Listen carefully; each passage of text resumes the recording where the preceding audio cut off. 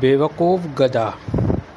ایک دن ایک گدھا راستے میں چلا جا رہا تھا تو اسے ایک کپڑے کا تھیلا نظر آیا۔ اس نے جب یہ تھیلا کھولا تو حیران رہ گیا۔ اس میں شیر کی کھال پڑی ہوئی تھی۔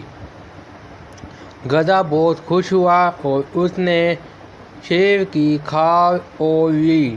شیر کا منہ بھی اس کے ساتھ تھا۔ آہا! یہ تو بہت ہی اچھی بات ہے۔ اب میں کیسا لگ رہا ہوں؟ یہ دیکھنے کے لیے گدھے نے قریبی تالاب میں جا کر اپنا اصل دیکھا۔ اب میں شیر بن گیا ہوں۔ اب میں ان سب کو مزہ چکھاؤں گا جو میرا مذاق اڑاتے تھے۔ گدھا بھاری قدموں سے جنگل میں داخل ہوا۔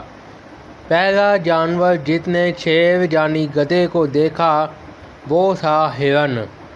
شیر ہرن کانپتے ہوئے بولا اور خوفزدہ ہو کر درختوں کی طرف بھاگ گیا۔ کتنا مزہ آیا! گدھے نے اپنی کامیابی پر خوش ہو کر کہا۔ اتنے میں دیکھا کہ بی بی لومڑی آ رہی ہے۔ شیر صاحب، آپ تو بہت ہی مغرور، بڑے مرتبے والے اور اچھے جانور ہیں، آپ مجھے نہ کھائیں۔ لومڑی گدھے کے قدموں میں گر کر اس سے زندگی کی بھیک مانگنے لگی۔ گدھے نے اسے لات مار کر بھگا دیا۔ جلد ہی پورے جنگل میں چہل مچ گئی کہ جنگل میں شیر آ گیا ہے۔ بندر خوفزدہ ہو کر ایک درخت سے دوسرے درخت پر دوڑنے لگے۔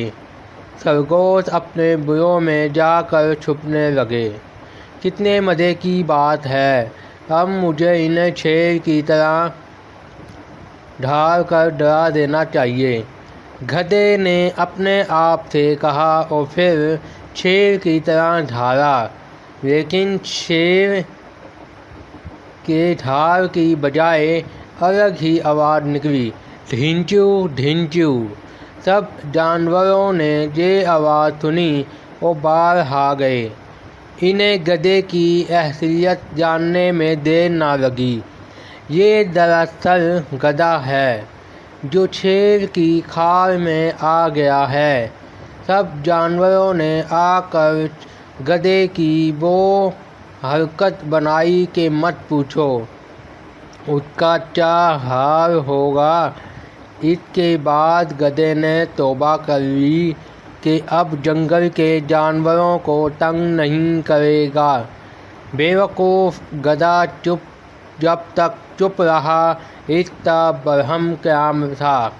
جیسا ہی اس نے دو بول بولا فوراً پکڑا گیا۔